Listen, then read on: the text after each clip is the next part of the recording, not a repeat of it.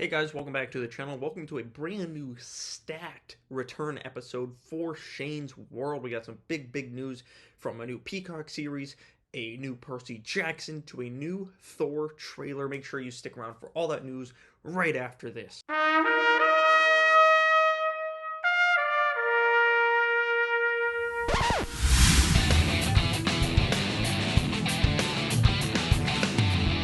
Up first, we are talking about the casting of the new Percy Jackson. Of course, this is a show that for people my age has been anticipated for quite some time since they announced it in the first place. Percy Jackson and the Olympians is one of the great book series. The movies did not do it such justice with Logan Lerman, Alexandria Daddario, and the rest of the cast. They didn't do us justice, but this new series has Rick Riordan really attached. He's helping develop the scripts, and Disney Plus seems to be really putting all of their eggs into that basket, as much as they can. At least it's like their biggest thing outside of a Marvel or a Star Wars show that they're doing right now, and they have officially announced who's going to be playing Percy Jackson himself, and it is Walker Scobell from the Adam Project. Of course, we saw him when did the Adam Project come out? Like early March, I think, and he killed it in that movie with Ryan Reynolds. He just fit right alongside A-list movie stars, and I think he's going to be able to carry this franchise.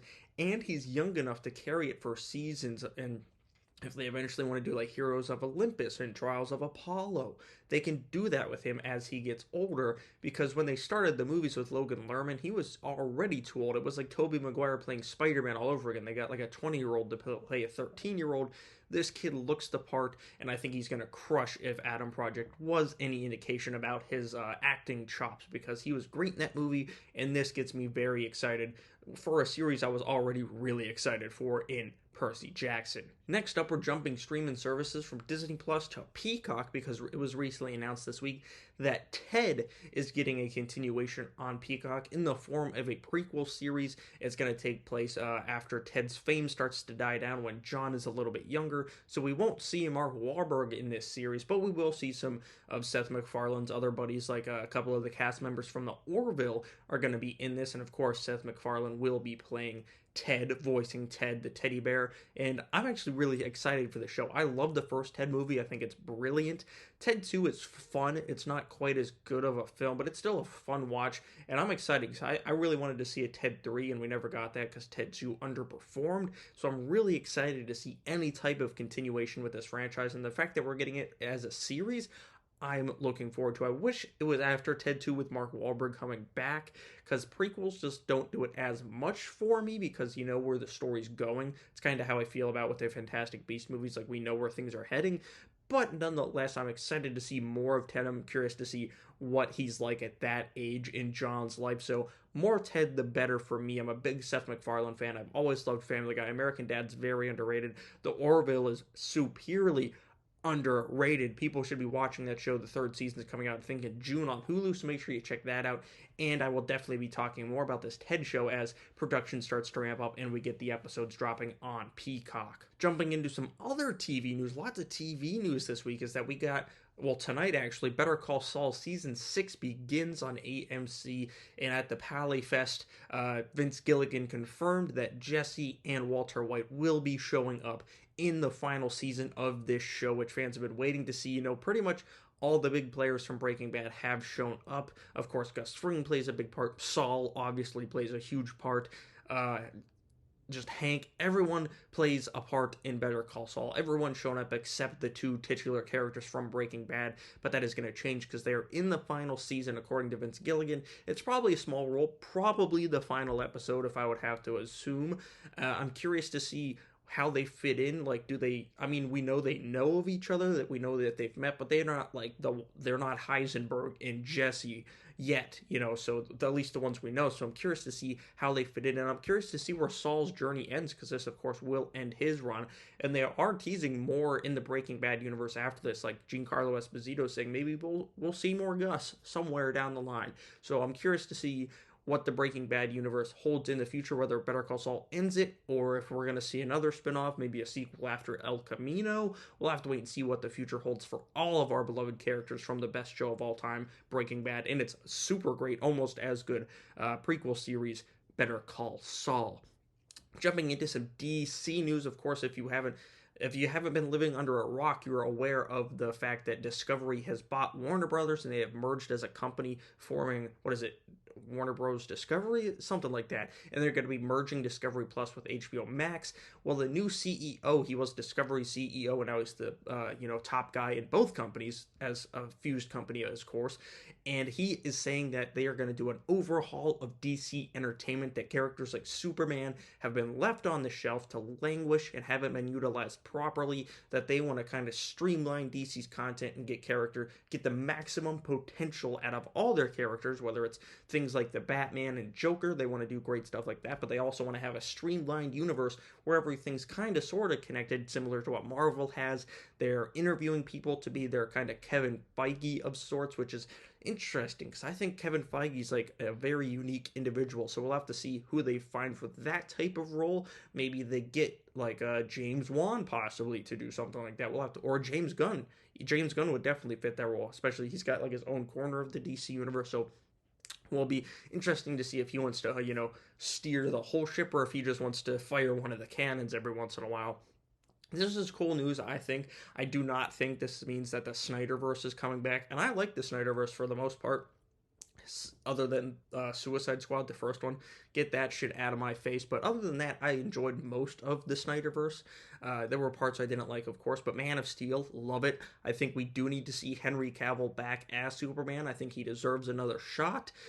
They want to apparently give Harley Quinn her own movie, which I find interesting because Birds of Prey, well, it says it's Birds of Prey, it's more or less a Harley Quinn and Friends movie, so I'm curious as to what that means. If that means we get more Margot Robbie as Harley Quinn, I'm all for it because she's fantastic in the role. I'm curious to what this means for the Flash film. Are they going to reshoot some endings to like kind of make a whole new universe where everything's more connected? We'll have to wait and see. Does the Batman become their Iron Man and they use that as a jumping off point? I'm very curious as to what this means for the future of DC Entertainment. And it's not just the movies and television. They also said they want to, put more games out there. They don't think enough video games have been coming out in the DC brand. And I kind of agree. They have so many characters. And we've gotten some Lego games, but we haven't gotten a real game since Batman Arkham Knight in 2015. This year we're getting Gotham Knights, and next year we're getting the Suicide Squad. But there's so many other characters to be utilized in the DC library. So I'm curious as to what this means. I'm curious to see what they do, and I'm just looking forward to the future of DC overall at this point.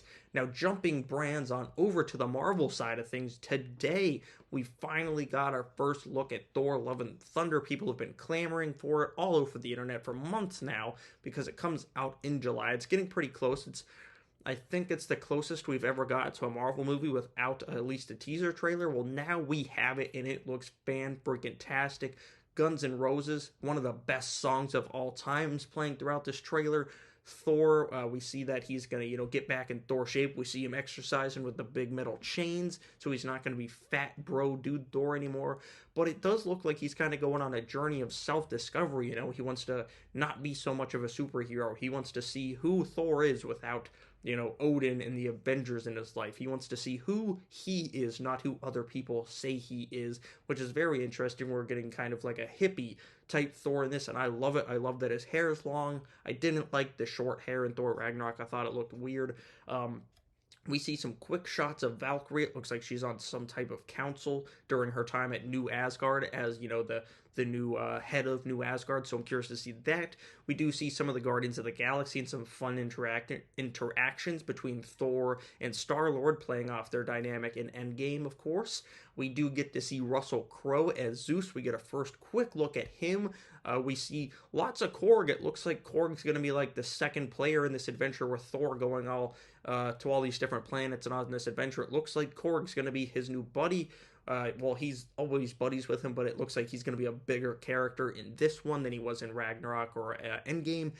We see Thor kissing some mystery woman. They have a Funko Pop coming out of her, so she must play a pivotal role in the film. Kind of a bummer it's not Lady Sif. I thought maybe she'd come back, but we'll have to wait and see. At the end of the trailer, we get our first full look at Jane Foster's Mighty Thor. She looks dope. Natalie Portman put on some freaking muscle, man. She looks great. I can't wait to see what that means because Thor's like, holy shit, when she shows up. So I'm curious to see what that means. I'm curious to see what her relationship is with Valkyrie because if you read the current comics, Jane Foster is now a Valkyrie. She's not Thor anymore, so I'm curious to what this all means for the future of the MCU.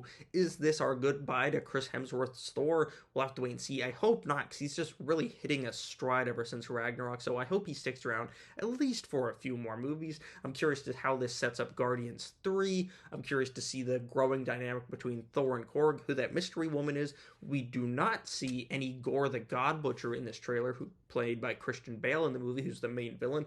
So I think that's interesting.